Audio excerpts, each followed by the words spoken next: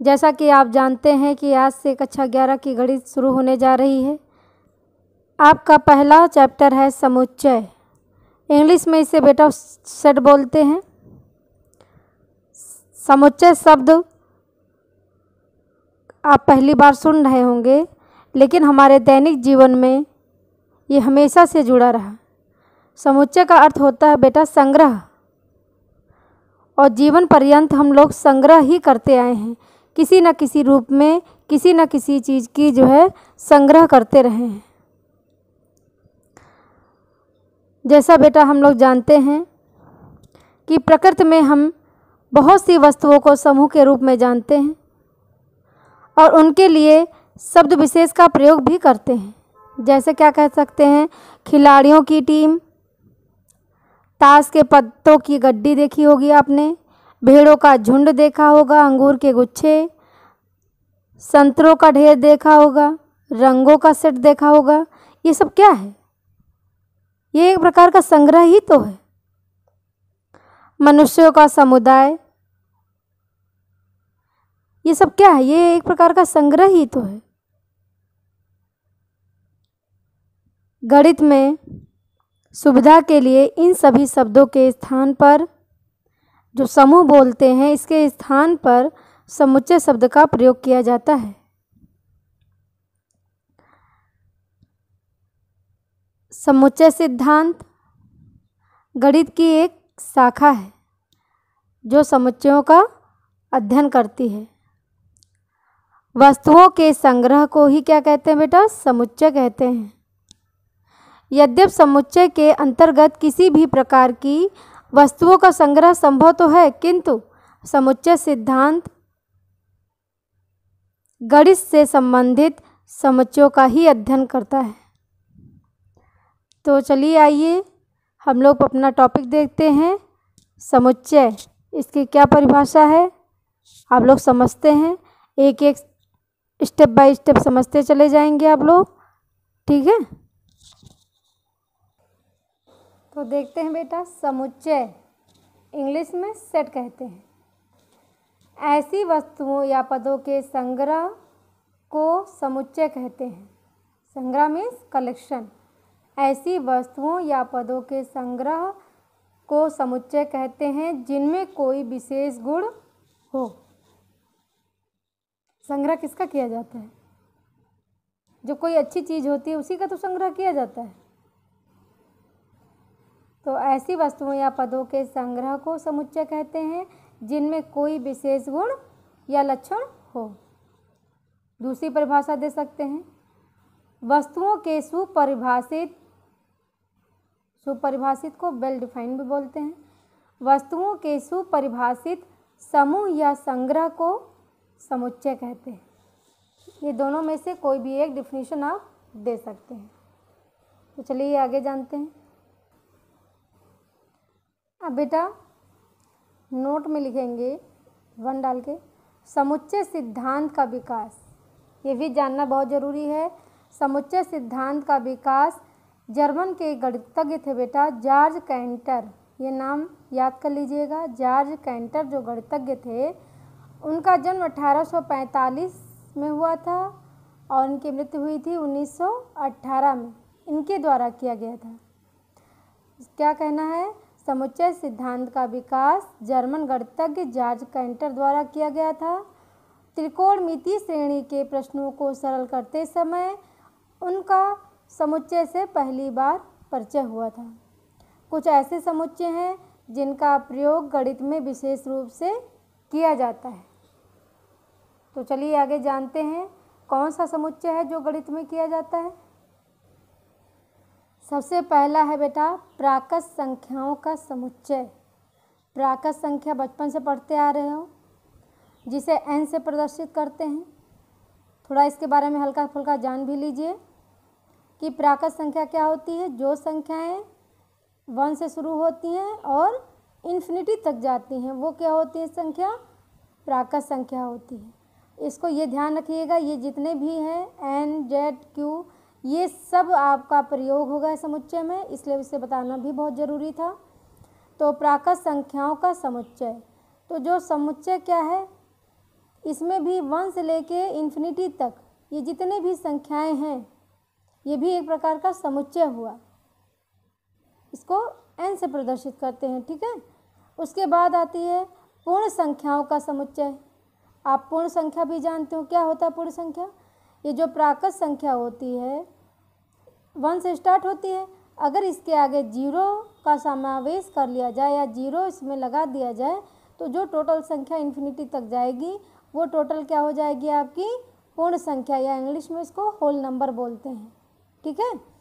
तो क्या कभी आपसे पूछा जाए पूर्ण संख्या क्या होती है तो आप क्या कहेंगे? 0 से लेके इन्फिनिटी तक जो संख्याएं होती हैं वो आपकी क्या हो गई?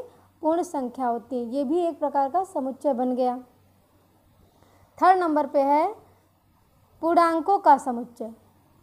पूर्णांक समझ रहे हो? पूर्णांक में होता है क्या बेटा? जितने निगेटिव नंबर भी होते हैं इसमें और पॉजिटिव नंबर भी होते हैं। ध्यान से सुनिएगा, जिसमें निगेटिव नंबर भी हो, पॉजिटिव नंबर भी हो और भी 0 भी हो, ये तीनों होना चाहिए। पॉजिटिव, नेगेटिव और 0 हो, उसको क्या बोलते हैं? पूर्णांक संख्या बोलते हैं। तो ये इनका समुच्चय हो गया, पूर्णांकों का समुच्चय हो गया। इसको बोलते हैं बेटा Z से। इसको जो है प्रदर्शित करते हैं Z से। अब देखिए अगला 4 पार्ट है परिमेय संख्याओं का समुच्चय। परिमेय भी आपने बहुत पढ़ा होगा। इसको बेटा Q से प्रदर्शित करते हैं। परिमेय संख्या क्या होती है? वह संख्या जिसे P/Q के रूप में लिखा जा सके, लेकिन Q मतलब ये क्या है? ये हर जो है 0 नहीं होना चाहिए या डिनोमिनेटर 0 नहीं होना चाहिए। वो क्या होती है? आपकी परिमेय संख्या। तो इसमें क्या समुच्चय बन गया? परिमेय संख्याओं का समुच्चय बन गया। अगला देखते हैं वास्तविक संख्याओं का समुच्चय। वास्तविक संख्या मतलब रियल नंबर, और इसको जो है R से प्रदर्शित करते हैं, क्योंकि इसका R से रियल नंबर होता है तो R से इसको प्रदर्शित करते हैं, ठीक है। तो R से जो है, तो ये अब बात आई कि जो है वास्तविक संख्या का क्या होती है, तो ये भी जान लें। जो परिमेय संख्या बेटा होती है, परिमेय और अपरिमेय संख्या जो होती है उसके समूह को या उसके कलेक्शन को क्या बोलते हैं? वास्तविक संख्या बोलते हैं। तो एक प्रकार का ये भी एक समुच्चय हो गया, जिसमें परिमेय अपरिमेय संख्या का एक समूह है। ये हो गया आपका वास्तविक संख्याओं का समुच्चय हो गया। अगला देखते हैं धन पूर्णांकों का समुच्चय। धन पूर्णांकों का समुच्चय मतलब क्या है? जिसमें केवल धन पूर्णांक संख्याएं हो। इसको Z+ से प्रदर्शित करते हैं। ये ध्यान रखिएगा, धन पूर्णांकों का समुच्चय जो है Z+ से प्रदर्शित करते हैं। आगे इसमें कई बार ये सब मिलेंगे तो ये कन्फ्यूजन नहीं होना चाहिए, ठीक है। फिर उसके बाद है धन परिमेय संख्याओं का समुच्चय।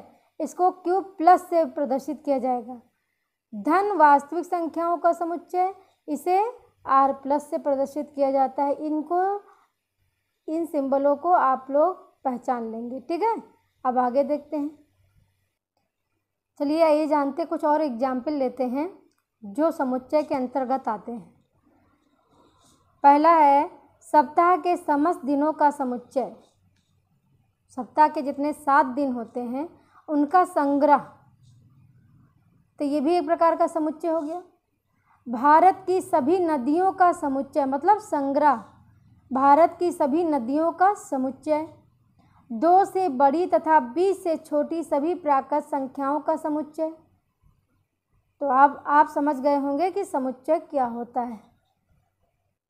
अब समुच्चय के अंतर्गत बेटा आता है समुच्चयों के अवयव। इसके बारे में थोड़ा समझ लेते हैं कि ये अवयव क्या होते हैं समुच्चय के। उस वस्तु या पद को जिनसे मिलकर समुच्चय बनता है। ध्यान से देखिए, सुनिए।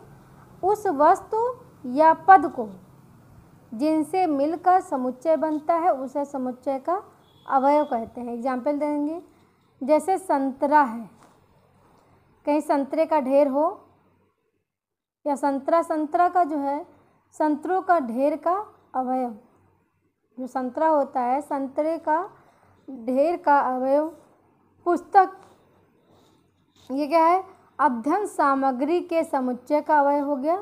क्या? पुस्तक अध्ययन सामग्री के समुच्चय का अवयव हो गया। कुत्ता क्या है?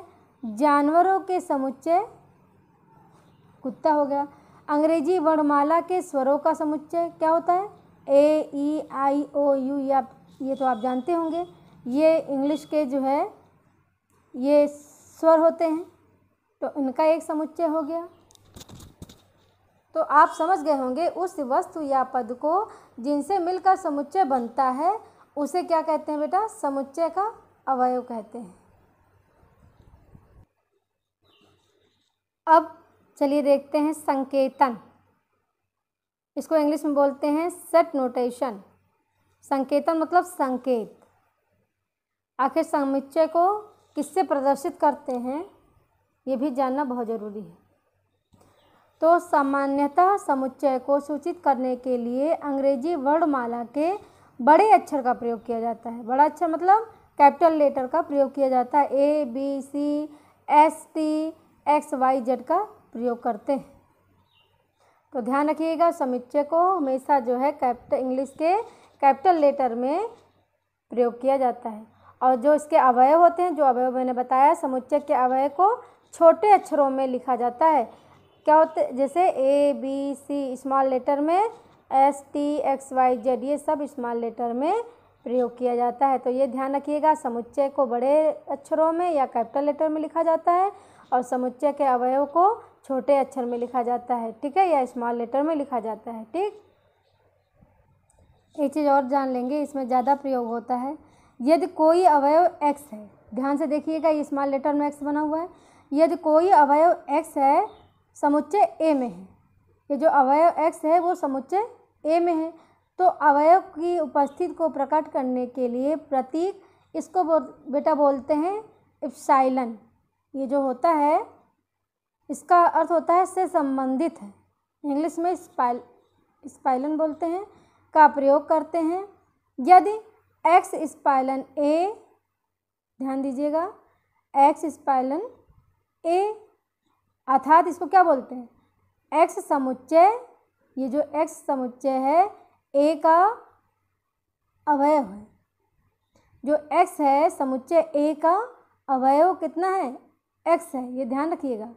ये जो एक्स है बेटा समुच्चय ए, ये आपका कैपिटल लेटर में समुच्चय होगा, ये अवयव है, इसका मतलब हो गया ये जो एक्स है समुच्चय ए का अवयव है, ठीक है। इसका क्या मतलब होता है? इसका होता है एक्स इप्सिलॉन नॉट, ये इप्सिलॉन नॉट बोलते हैं इसको ए, अर्थात एक्स जो है, ये जो आपका ये अवयव है एक्स है, ये इसका जो है, ये जो एक्स है ये समुच्चय ए का जो है अवयव नहीं है। ये जो एक्स है समुच्चय ए का अवयव नहीं है, ये इसका मतलब होता है, ठीक है।